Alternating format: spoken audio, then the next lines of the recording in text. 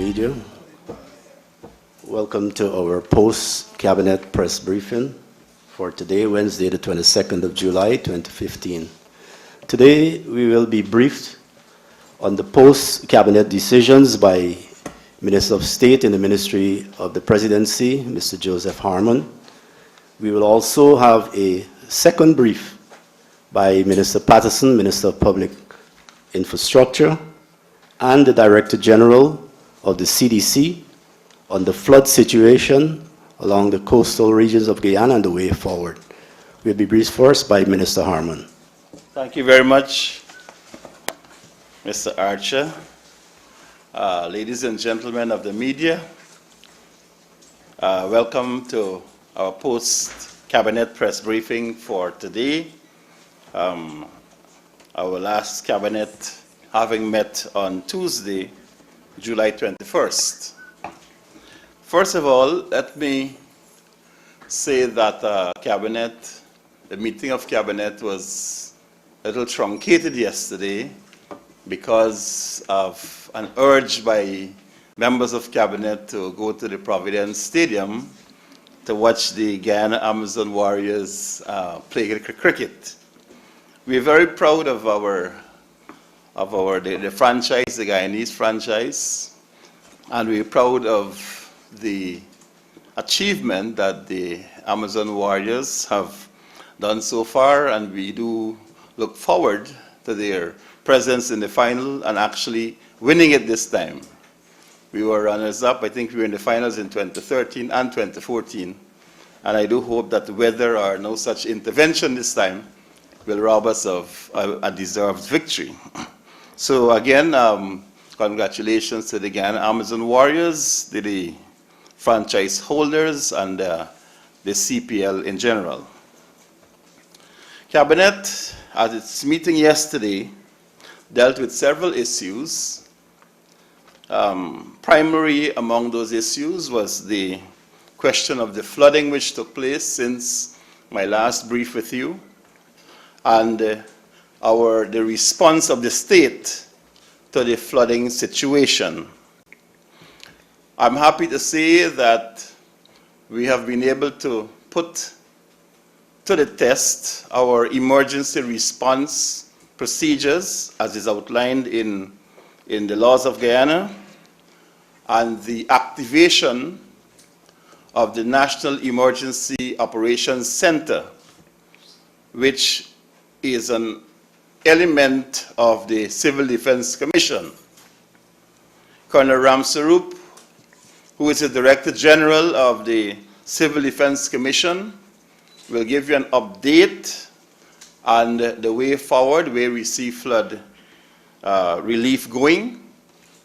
Minister Patterson, who has responsibility for public infrastructure, will also address the matter of how do we deal with, as a nation, with flooding, not only in Georgetown, but all across the country, and the response which the administration has put in place for a long-term solution to this problem.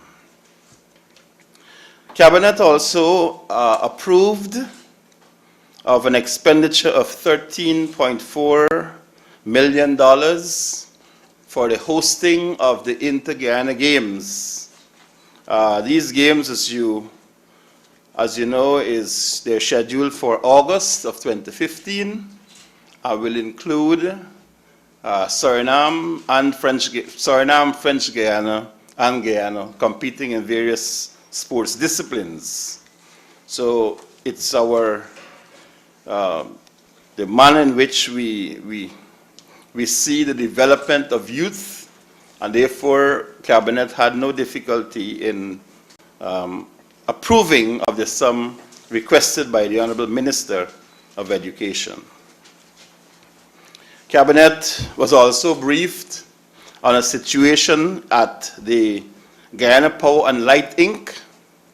And on that matter, Minister Patterson will give you a fuller brief after this presentation. I'd also like to inform the press that the President will be traveling to the United States of America tomorrow, where he will be addressing a hemispheric conference on defense and security matters at the Center for Hemispheric Studies in Washington. The President will be accompanied by the Chief of Staff of the Guyana Defense Force, Brigadier Mark Phillips. He, while he's in Washington, will also have the opportunity of meeting with personnel of the Department of State in the United States. We also, yesterday, Cabinet approved of the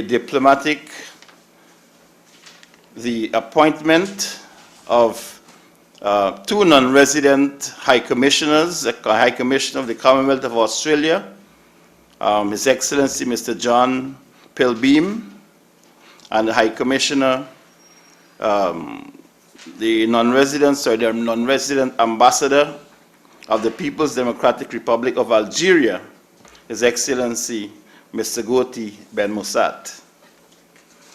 Ladies and gentlemen, this will be the first part of the brief. The second part, I will ask Colonel Ramsarup to deal with the flood situation, after which I'll ask Minister Patterson to deal with how we're going to deal with the flood situation going forward, and thereafter a special situation which is developed at the Guyana Power and Light Inc. So I'd ask Colonel Ramsarup. Thank you very much, Minister Harmon. Members of the press, you recognize on last Wednesday, after the heavy downpour, Thursday morning at 3 o'clock, the Honorable Minister asked me to activate the National Emergency Operations Center. And since then, we're working around the clock 24 hours a day. What we did over the number of days was to do assessments of what the situations are like, and talking to the regions in particular. All the regions except regions 3 and 4 rather, reported that their situation is manageable. Manageable meaning that they, with their own resources in the regions, can handle the situation. We, however, had to intervene in both regions 3 and 4.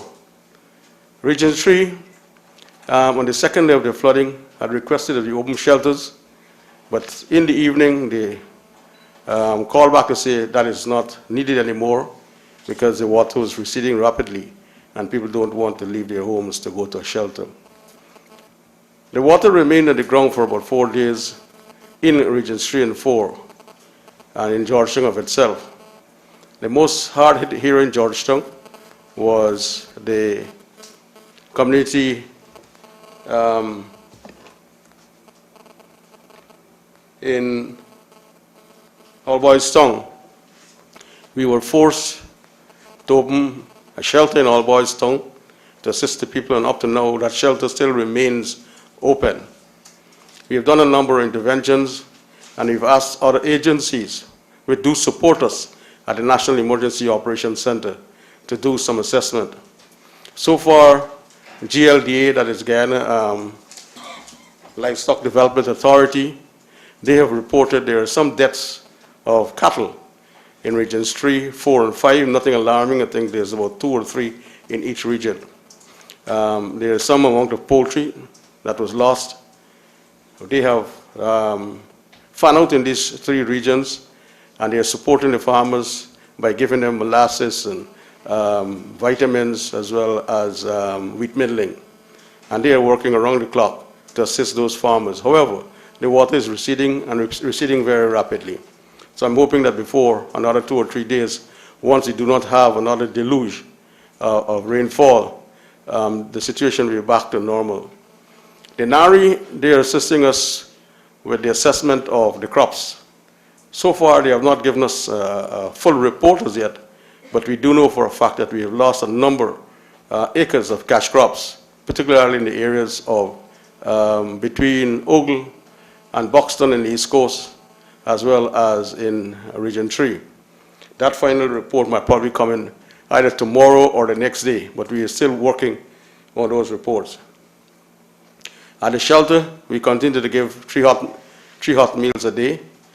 We received some stuff from the Food for the Poor, and we have started distributing that stuff. That includes some items of food, some clothing, used clothing. We've distributed a number of those items of clothing already in our Boys Town, and we're preparing to do some more. We are recommending that once the water situation remains as is, that we close the shelter in our Boys Town. However, as we close those shelters, people will be issued with cleaning kit, so that when they go home to their homes, they can clean their houses and yards, or we call it sanitization kit. We also have some personal hygiene kits which we receive from Food for the Poor, which we'll be distributing, as well as the clothing and the shoes that we have received, shoes particularly for children. We are hoping that once we're sending people off the shelters, we're giving them some food hampers. We are still monitoring the weather situation. As it remains, we're still not clear whether we'll have any deluge, but there's still rainfall in the air, and if you look at the map, I'm certain you do monitoring it, you will see that something else is coming up later on in another 2 or 3 days' time. So we're hoping that we can get all the water as much as possible off the land so we can give the residents an ease, tell them things are going to be okay. And I'm certain things are going to be okay, as it was with us, as Minister said yesterday. As the warriors won, I think we're winning this battle against the flood victims at this point in time. Thank you very much. Good morning, ladies and gentlemen. Following up on the Director General of CDC's comments on the flood situation. As you know, in June, when we were first faced with the flood situation, I was tasked with establishing a task force to examine. Initially, it was Georgetown, but the cabinet has advised we should do it countrywide based on what is happening. The task force has been proposed, and it will be established. It will be headed by retired Major General Joe Singh. And we have invited the following persons to be part of the task force, and I just call their names up briefly. There is Charles Sohan, Malcolm Ali, Edward Carter, Andrew Bishop on land use matters, Stanley Ming, Joseph Holder, Charles Series, and Dr. David Singh.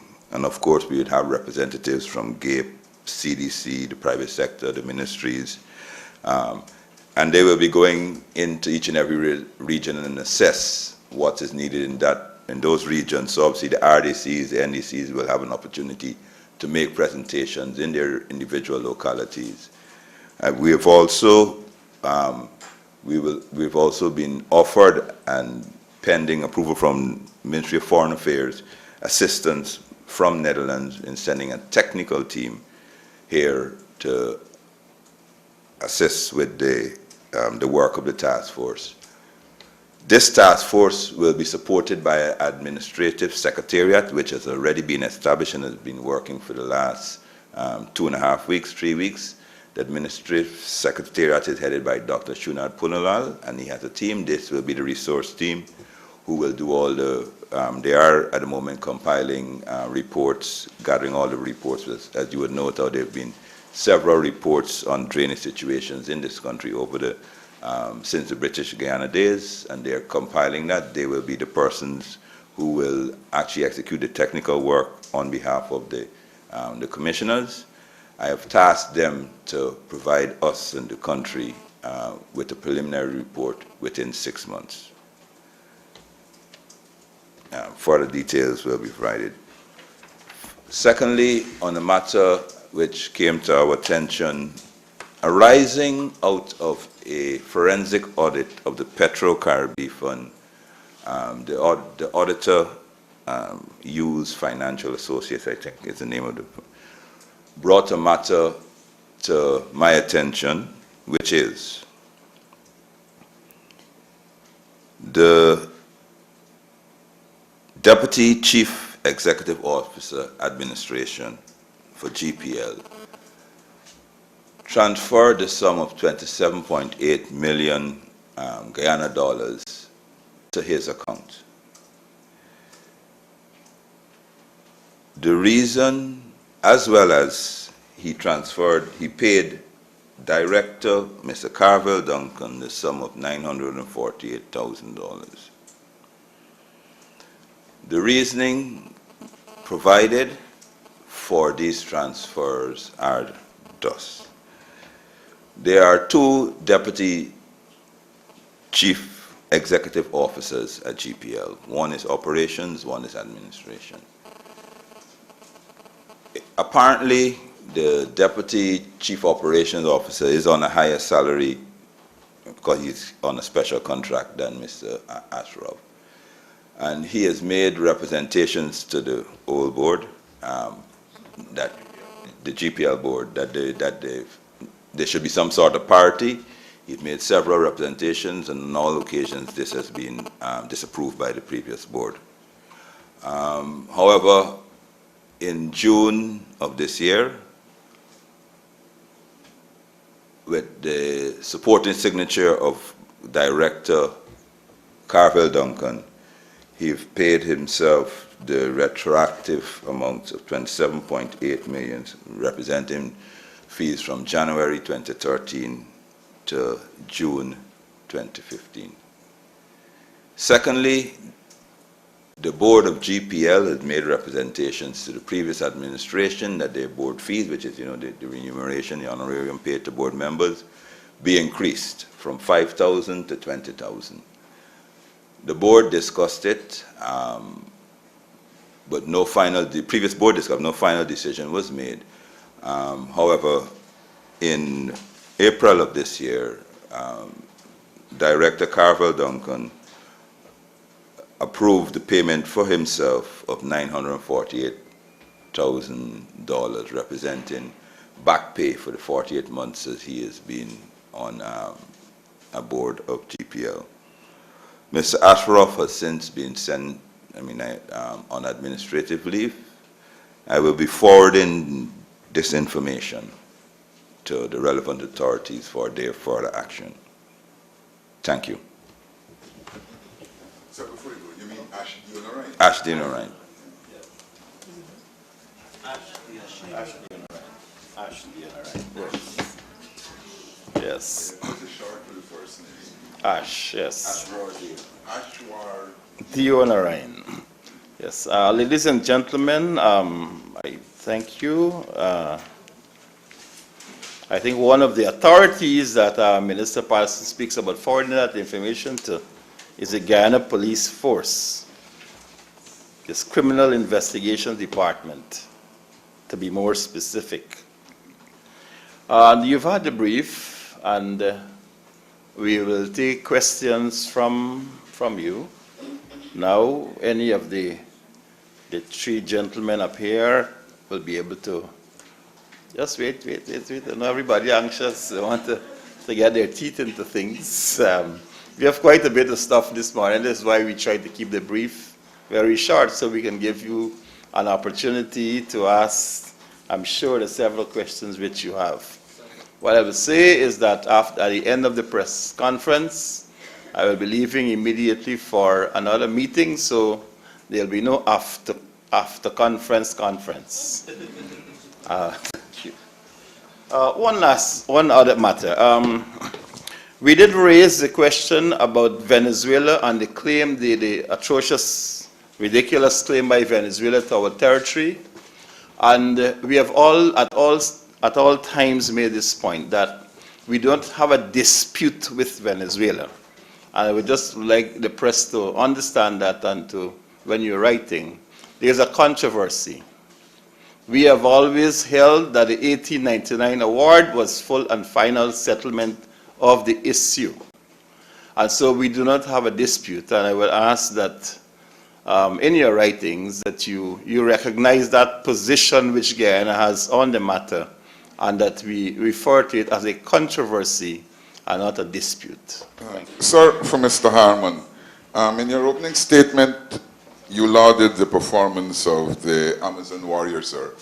At the same time, sir, we remembered the finance minister talking about an account for $500,000 US landing on his desk, and he said he wasn't going to pay.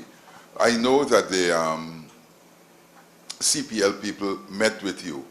Has that matter been resolved, sir?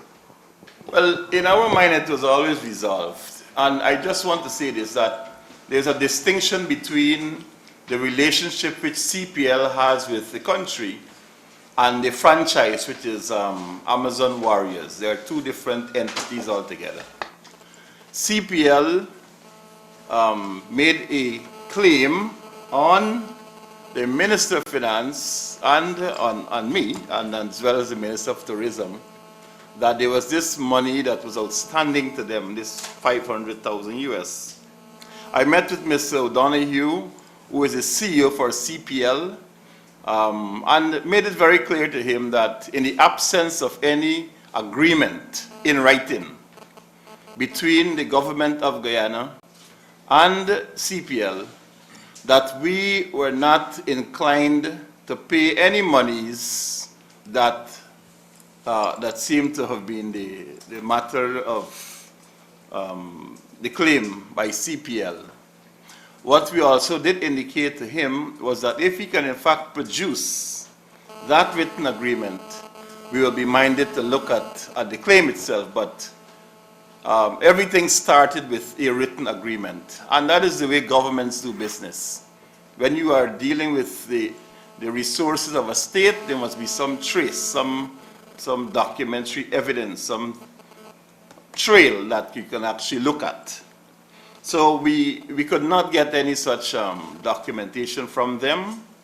What we did, however, commit ourselves to do is to provide any assistance which the state could have, such as waivers and so on for the equipment and so on to come in for these games, and that we will continue to do so in the future because we believe cricket is so important to us in this country.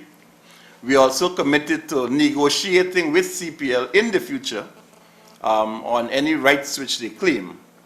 But at this point in time, we could not understand what really was this $500,000 doing, what we were supposed to have benefited from. And secondly, since we had no paper trail, we could not commit ourselves to paying anything. The important point to note is that in every other Caribbean jurisdiction where CPL and the tournament is played, CPL has a written agreement with the governments of those countries. So we did not see why Guyana should be treated any differently, and why you should actually be paying any sum of money on an agreement which was at best a verbal one. Do you recognize the Rui Convention? Well, I don't know what Rui said, but that is the fact. Good morning, sir. Henry Singh, Gina. You mentioned GPL. What about NISIL? As regards any update on any audit? Well, the audits are coming in. In fact, Minister Patterson has the benefit of, I think that might have even been a preliminary report. So your preliminary reports are coming up. As you know, in an audit, before the final report is done, if there are matters which actually jump out at you that requires immediate intervention by the executive or by the entity that had asked for the audit to be done, that the auditors can in fact identify those issues which require immediate attention. And this is one which I believe that, I don't know, David, if Correct. What has actually happened is that the Petro-Caribbean Fund, as you know, the funds were dispersed to GPL from the Petro-Caribbean Fund. So the auditor was following up on the monies transferred to GPL and the paper trail when this was discovered. So Minister State is absolutely correct. Every day, while the complete forensic audit of all the agencies NISIL is being undertaken right now have not been completed, these are things that are coming up to us at various stages. Gordon, mostly news source. Minister Harmon, with regards to the same GPL issue, we have been hearing the government talking a lot about these audits, and a lot of folks are being sent on leave. What's going on with the state boards, and do you think the government's apparent sloth in getting rid of some of these old boards and replacing them is partly responsible for persons abusing their positions on those boards during this period? Well, let me take the first part, because obviously you mentioned GPL. GPL life, the board, the life of that board comes up the 30th of this month, just for thing. However, you have to note that these payments were made in May and June, right? And then Mr. Carville Duncan one was made in April of this month. So I don't think it's a question of GPL at the board. I'm not sure if I mentioned that the only director that received in GPL a retroactive payment only was Mr. Duncan. When we checked, Mr. Duncan is one of the signatories to the account. I think there are 5 signatories, including the CEO, the deputy CEO, the chairman, and 2 of the directors. And so that is how it was effected. So this was done on behalf, and I will say additionally, which was him, when questioned, Mr. Duncan first stated, and this is reported to me in writing by the CEO, that the board provided him with authority. When he was confronted, he said the chairman. When he was confronted, he said no. The secretary of the board said there is no such thing. He said the chairman. When the chairman, Mr. Brassington, when he was contacted, the chairman said no.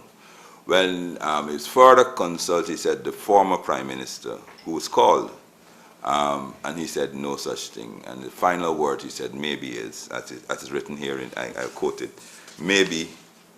I quote, I told him that Mr. Prime Minister just confirmed that he never improved the increase. He suggested then that it had to be President Ramatar who approved the increase. Well, let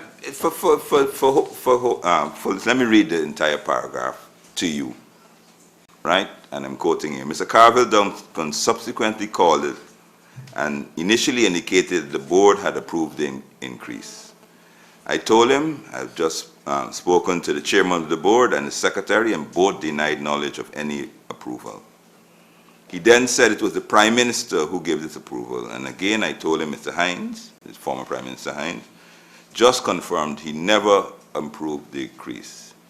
He suggested then that it had to be President Ramatar who improved the increase. Unquote. So, I hope that explains your question there on that particular matter with the boards. And I could say on most of the other boards, some have been gazetted, and most will be addressed within the week. Are you recovering the money, sorry? He has been written to, asking him, and this is a letter from the CEO, right, to transfer back the money. This is the director, or both gentlemen? No, this is the Deputy CEO. Deputy CEO. As I said, I passed it on to the relevant agencies to advise me on both matters. What about the director, though? You have sent the deputy CEO on leave. In the director's case, what could be done while you wait on this board to be dissolved? Has he been asked to vacate his seat based on the evidence you would have seen so far? The new board will be in shortly, and I'll ask them to address those particular matters. This is a matter which we thought was urgency, and as minister, I acted. So he's still there? Yes, Okay. The CEO is still there. Well, the point you made here with respect to I think it was Mr. Duncan, that is a member of the board, because I think the lead CEO has been sent on leave. The board does not meet every day. The board, I believe, meets maybe once a month, or as the case might be. So that the prospect of creating any damage or any further damage would have been minimized by the action which is taken in the company itself. As you know, that there is a relationship between a board and the operational element of the Public Service Commission. So those are the ones I can tell you off the top of my head. There may be others, but I know as a consequence of being the chairman of the Public Service Commission, that he sits on there, some other consequential appointments which follow the Private Sector Commission's appointment, and I know for sure the Judicial Service Commission and this GPL, of course, is another one. Sir, Larry Kaicha News. With regards to the flooding, my first question, are claims allowed to be made? This morning I was by a place in Diamond, a manufacturing company of toilet paper, and they have millions of dollars in claims. The contention is that they would have complained to the NDC over time, and there were no actions being taken. And the second question, there were some revelations yesterday by former cop Sean Hines. Not sure whether the administration has taken note, but if it did, what are some of the actions that you're thinking of? On the first part of claims, you know, I mean, there's something called force majeure. I mean, it's an act of God. While we as a government will do all the best we can to help our citizens, I don't think at this time we can actually be offsetting claims for businesses. Insurance. Right. I mean, obviously, the Director General is saying that most businesses and companies and homes would have flood insurance or would have some level of insurance in place. On the other matter, I pass the... Yes, the revelations by Mr. Sean Hines, they're very, very interesting. Because not just of what Sean Hines says, but the implications of what he says. You recall 2 weeks ago when we met here and I was addressing the current spike in crime and our response to it, that I said that we are not just going to be going after the ordinary man, the common criminal, but are the intellectual authors of crime. The people who are behind the scenes that sometimes direct these activities.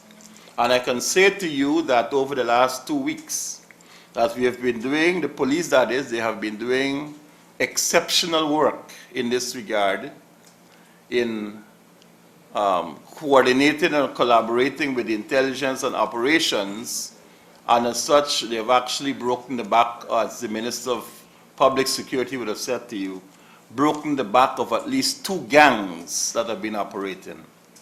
This can only be done when you act on sound intelligence.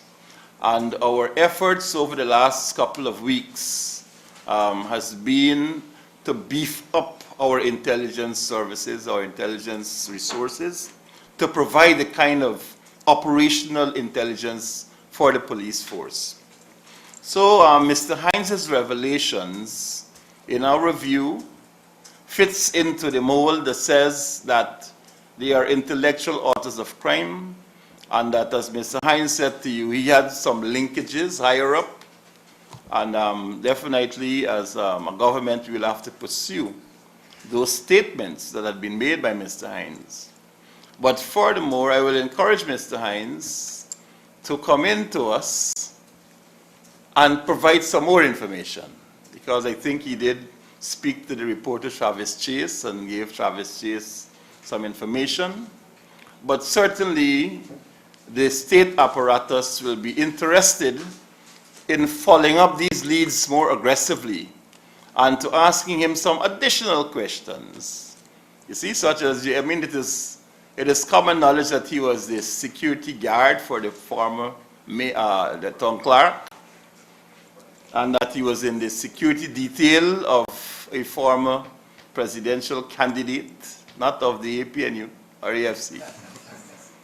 So it is interesting to know that this is something that Mr. Hines is basically making public as to whether those persons to whom he had provided his service were aware of that background which he did in fact disclose to the reporter.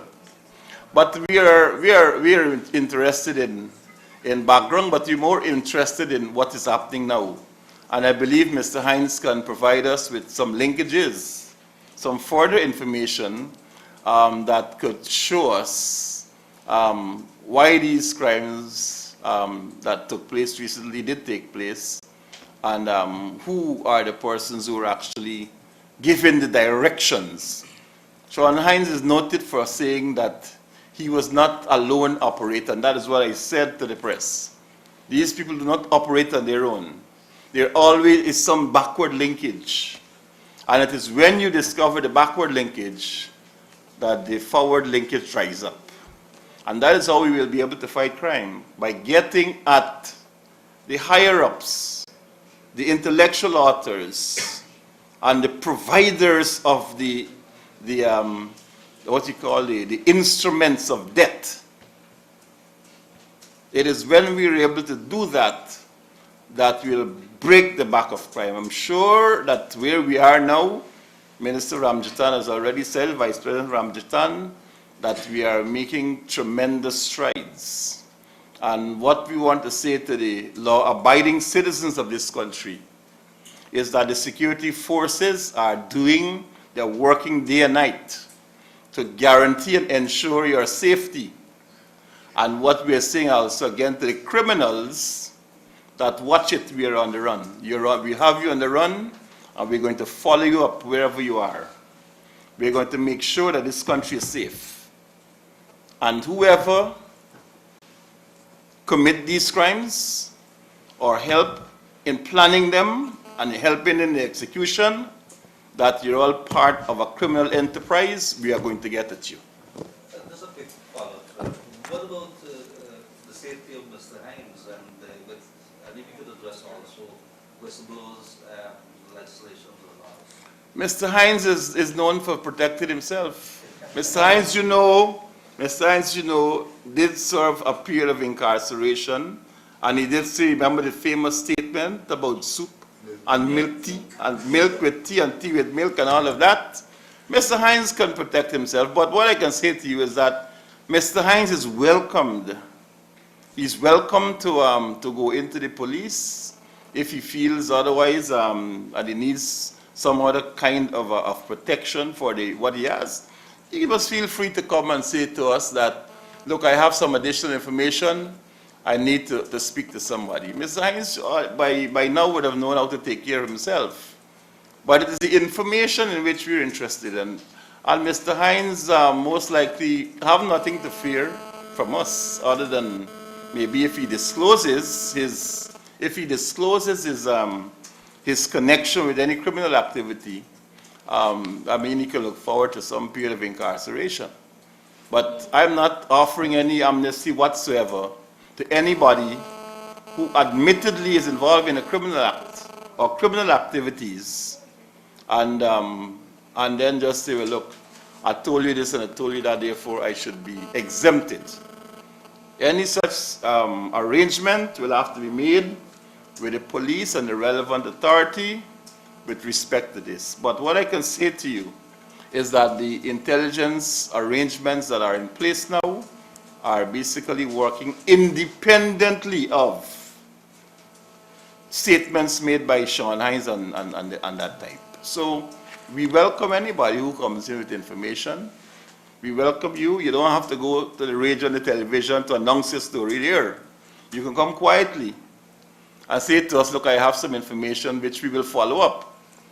So if you don't go to the press, if you don't go to the TV and so on, to give us your story in the news, and then come to ask me about what? Come first. Come to us first and say, we'd like to speak to you. And we might consider it, but you can't go on the television and the news and all over the place, and you admit to certain activities which are unlawful, and expect that this lawful government will give you lawful cover. Mr. Harmon, Mr. Hines also made the allegation that the Criminal Investigation Department would provide his squad with a number of weapons for them to carry out their tasks, their duties. In the event that there is an investigation in such a matter, are we going to ask the CID to investigate the CID? Well, you don't try the devil in hell. If an allegation is made against the CID, you can't tell the CID to investigate themselves. There are different levels within an organization that can deal with these things.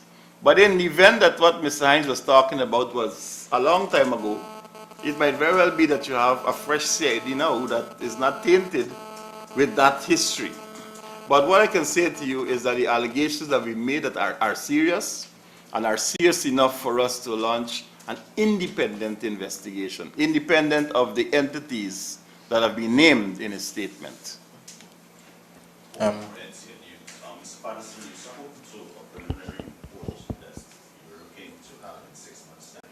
Why so long, and what exactly you're looking for from this report? You spoke also of several reports that were put forward previously with regard the flooding scenario.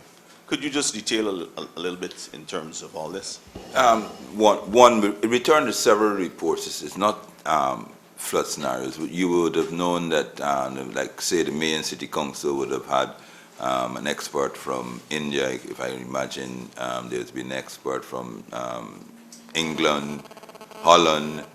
It seems, it appears to me doing my research, every 5 to 10 years we bring an expert down. This is going back 60, 70 years, who would make a proposal, and it sat there on who the relevant ministry's desk. I mean, I know Ministry of Local... Never acted on? Never acted. Well, the reason why there's a task force now, if it was acted on, we wouldn't have been in the situation we are today. So what the team is doing is getting all these information, so therefore when the full commission sits, they don't have to be going after it. Secondly, what they also did is actually visited the flooded communities, recorded levels of, spot levels of the, like say, the level in our Boys Town, or the maximum level, just as reference. So therefore, when they meet, they've done some of the information. CDC would have assessments of the cocos and those in there. So when the full team meets, we have a full briefing of what happened and transpired before. The reason that I'm saying 6 months is the entire commission will last 6 months is we would like not only to look at what's existing, we also have to project, like say for Georgetown, where it's going to be in 15, 20 years, and make provisions for that now. We also have to look at things such as there are about 6 different agencies looking at drainage in the city. You have to have a legal officer to bring all those acts in together and make a recommendation. So we, coming out of this commission, I would like a holistic approach which we can act on. And it is no use us trying to simply to do a band-aid solution whereby just continue clearing drains or repairing sluices or those things like that. The problem is much bigger than that. We have to, particularly in Georgetown, we have to recognize that. We have to give ourselves the time to study it and come up with a feasible issue, including financing it. They also have to say, somebody also has to say to us, the government of Guyana, this is a major undertaking, it's a long-term undertaking, and this is how we propose you finance it. I don't think all of that can be done in a day or a week, if possible. Mr. Patterson, Chair Finish. As a result of the flooding, we've seen a lot of roads emerging in a very bad state. A lot of roads have been damaged. I noticed that the ministry has been doing some repair work. Is there a systematic plan to repair some of the roads that have been damaged? And could you tell us how the ministry will be going about doing this? Thank you very much for that. Yes, with flooding, there's always issues with the road. There are always potholes open and those things. What we're doing is a temporary fix. You may see them at burnt earth. Obviously, because it would be foolhardy to actually try and repair these roads until we do run into a more prolonged dry season. And yes, we have put in extensively for rehabilitation of lots of roads in our budget, which will be sometime before the expiration of our statutory date. So yes, and as well, and if I can just think here, so we've also some new roads as well, not new roads, some roads that have never been done before. I can tell you one of the things, and this is just a thing, one of the things, taking the opportunity to, one of the things that I've told my team is that while we are going to repair and rehabilitate the roads, we must also in this budget do a road that has never been done in 10 to 15, 20 years. So long approved Some residents in some areas that thought that there's no possibility of them ever having a good road will be having a good road this budget. Thank you, sir. Specific to what is going on currently, the damage as a result of the rains, are you able to say that, whether or not the ministry will be continuing this patchwork throughout the rainy season? Yes, Because yes, we will continue the work to ensure how the traffic moves and those things like that. And as you probably would very well, it's going up to today. We will continue it as soon as the rain abates. We'll put a systematic plan to fix it in a more permanent level.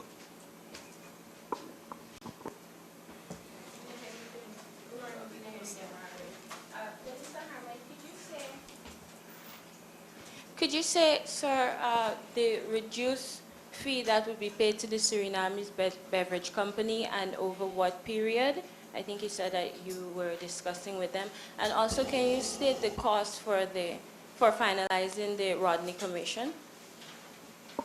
Well, to take the last first, I don't have the actual cost of finalizing it because until yesterday, the Honorable Finance Minister of Legal Affairs and Attorney General was briefing Cabinet that there's still some toing and froing with the commissioners as to how they intend to act on the directions which have been given by Cabinet to wrap up the commission. What we have been advised is that there are staff of the commission who have to be paid, and I've undertaken to sit with the person who is the manager of the COI, Mr. Denbo, and with the Attorney General to ensure that we can work to get those persons who were not paid. This is staff, the level of staff. The first question that had to do with a judgment of the Caribbean Court of Justice in favor of Rhodesia, which is a Surinamese-based company with operations here in Guyana. The judgment as of this morning stood at $7.732 million United States dollars.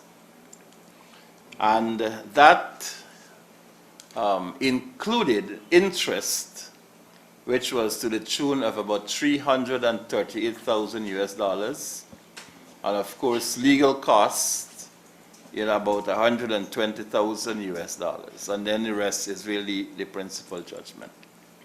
The key for us to understand is that this was not just a judgment on damages, as the case may be, but it was a refund of monies paid to the state of Guyana on a tax which the court found to be discriminatory.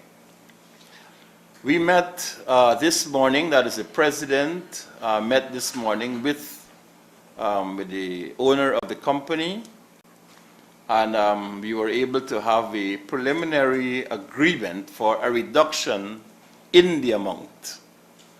We also have been able to achieve a longer period of time within which this judgment is to be paid.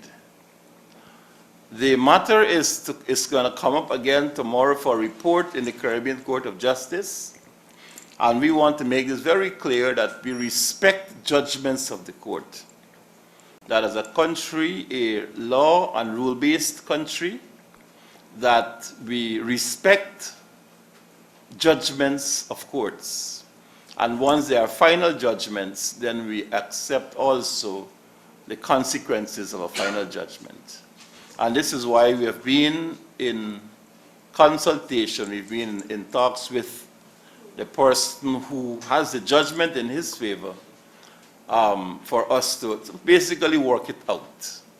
As you recognize, these are all things which have been thrown into our laps from the previous administration, and what we are having to do now is to clean up that mess and to try to get things done in an orderly way.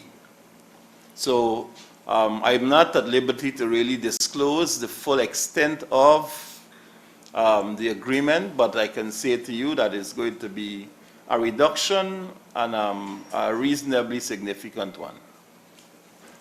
Sir, with all the measures that have been taken in dealing with this case, at the same time, the discriminatory law as cited by the CCJ is still on the books. So what will this administration be doing to ensure that that law is taken off the books so that another case like this does not come up? We have actually, there's going to be legislation brought before the National Assembly very soon. In fact, Cabinet has already seen a draft of that legislation, and very shortly we will be bringing it to the National Assembly for there to be, for that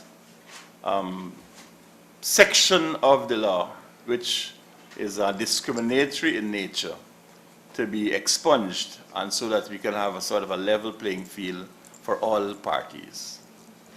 Minister Patterson, Samantha Allen, Stabrook News. Minister, could you say, apart from the forensic audit, what else is the ministry going to do in relation to the monies that were paid to Mr. Dion Ryan? I mean, $27 million, not $27,000. How was he allowed to place that money in his account without anyone else knowing? Well, Secondly, sir, Minister Harmon, could you say if the government has intention of retaining the services of Mr. Sattar, head of GRA? On the first matter, as I reported, there are two signatories, there are 5 signatories to the account. Mr. Ashraf Dinarain is the Deputy Chief Executive Officer of Administration. Finance and payrolls come under his perusal, under his control. The second secretary was Mr. Carvel Duncan, so that is all that is required to make the payment, effect the payment. I mean, obviously, it's 2 signatories. The letter from the CEO to him requested that the funds be repaid. Myself and Cabinet felt that that is not sufficient and enough, so that he sent an administrative leave, and as the Minister said, we'll be sending it to the relevant agencies for them to further their actions and advise us accordingly. Has he responded? He has not turned up for work for 2 days. What's that though? Mr. Sattar is on 3 weeks leave, which he requested, and the leave was granted. There are also some other persons who had accumulated huge amounts of leave, and they were given the opportunity of proceeding on that leave until, I suppose, the leave is finished, or the management of the Revenue Authority requires them back, as the case might be. But I want to make a general statement on the question of leave in the public service, because what we are coming up against is a lot of particularly senior officers in the public service who have hundreds of days of leave. And it seems to us that, that the records that are kept by these various these ministries or semi-autonomous bodies, that people are enjoying leave, but it's not being recorded. So, for example, in one ministry, a permanent secretary sent on leave, he's entitled to 195 days leave. When you check the file properly, because there's a file that is kept at the ministry, and then there are files that are kept in other places. For example, you might write for some concession, whatever it is, and so the other entity will keep a file with those documents.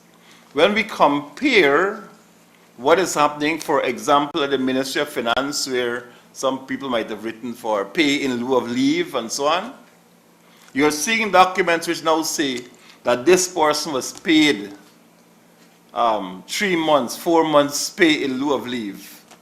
And because their own record now, the ministries don't have that transaction, or they took the file out, the letter out of the file, they're now claiming for this period of time when they already paid for pay in lieu of leave. So we're having a lot of issues with public servants' leave. And the position that we take is that people must enjoy their leave in the year when the leave becomes due. The only time you can find people who don't want to go on leave at all is because they want to sit down on something. They don't want to move, they got to sit down here. So we are giving them the opportunity of enjoying that leave. Just have your leave.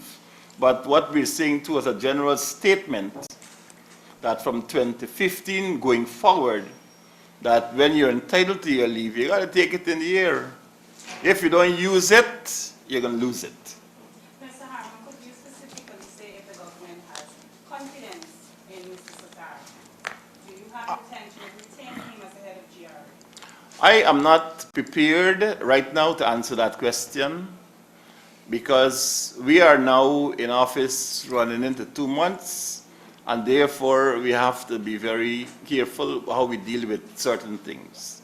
The Revenue Authority is the major revenue earning agency in this country, and therefore you do not treat lightly with the structure or the administration of such an entity until you are very sure about what you want to do. So I would say to you that all of these things are under review. There are audits that are going on in these entities, and this administration will not preempt what is likely to come out in the audit. If at the end of it, the audit points us in a certain direction, then certainly that is the direction which we will go. But I would not preempt any finding. I will not disclose a preference for anyone or any particular officer. But what I can say to you is once we are satisfied that A, there's a lack of competence, B, that the integrity is gone, C, that there's corruption, and D, that excuse me, that there is no confidence, then I think putting all of it together, we will make a decision on these matters. But I'm not going to say to you today that A, we have no confidence in Satar, but at the appropriate time when that decision needs to be made, we will make it, and we will make that decision known to the public. We have 2 final questions, Michael, and then the source. The State Board's review process. Now, based on the revelations that Mr. Duncan sat on multiple boards, is there any consideration by this administration to ensure that persons do not sit on multiple boards as opposed to what was done in the previous administration? Well, we are now dealing with boards. This is going to be the first time that we are going to be appointing boards. But some of these are not just boards, they are commissions. And the way the law is structured, if you're the chairman of the Public Service Commission, then you sit on some other commissions, right? So there's the commission side. The appointment to boards is basically, I believe, it's discretionary with respect to a certain number of directors which the respective ministers or the government can appoint. There are other statutory appointments to some of these boards, which the law provides for them, which basically says that the government does not have control over these other appointments. So you may very well find that somebody who is appointed by, say for example, Labor, the Labor Union recommends that person for 1, 2, or 3 boards. In that case, there is very little which the state can do to prevent that from happening. But what it can do is that where it has a discretion to appoint directors to boards, that they ensure that we do not have persons sitting on multiple boards so that they can exercise and influence all across a particular spectrum. Minister Harmon, just over a month ago, as we observed the Enmore Martyrs remembrance, we had the Prime Minister and at least 4 government ministers attending that memorial end more. This past weekend, there was the Linden Martyrs Memorial, and not a single member of this government attended any of the observations up there in the mining town. Could you say if that was an oversight or whether somebody just forgot? And when you gentlemen would have been in opposition, you fought and got that Linden agreement. So could you update us with regards to that Linden agreement now that you're in government? Have you decided to start to re-engage the Linden community and ensuring that all of those items that were fought for in that agreement, that they are executed and the Lindeners get what they're asking for? Well, insofar as the agreement is concerned, we were, the parties to the agreement were the Regional Democratic Council of Region 10, representing the people of Region 10, and the government of Guyana. Those were the parties. Now we are in the position of the government of Guyana. It is our intention to ensure that all of the commitments given by the government under that agreement, that those commitments are met. I believe by and large the major matter which continues to loom is the question of the television station in Linden, and that until last week we had an engagement on the matter in which the Prime Minister himself, Mr. Mark Archer, and several other functionaries of the state were addressing the matter. And it is clear from the information which I have received that there is every intention to bring in this matter to a speedy conclusion.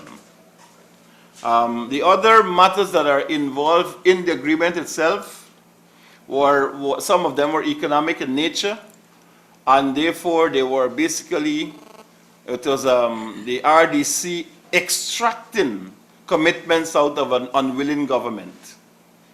We are not in that position, and therefore we see some of those claims by the community as part of our overall effort at A, at poverty alleviation, and B, at stimulating the economy of Region 10, just as we intend to stimulate the economies of all the regions of this country. But with respect to the terms and conditions of that agreement, it is our intention to honor those commitments. It's like I just said to you, we're rule-based, we're law-based. We accept judgments of the court, and therefore we accept that agreement as being almost a final judgment.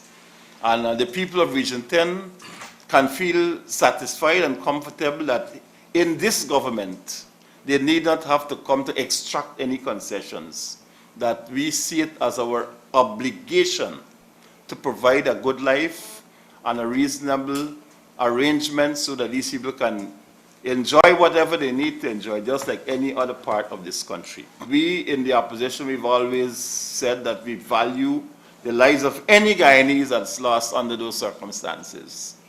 And certainly it would have been an oversight if in fact there was no representative from the state at such an occasion. But I cannot say more on it, but that is, if in fact what you're saying is correct, Gordon, then certainly it is an oversight, and one which I, as the Minister of State in the Ministry of the Presidency, would apologize to the people of Region 10 for such an oversight.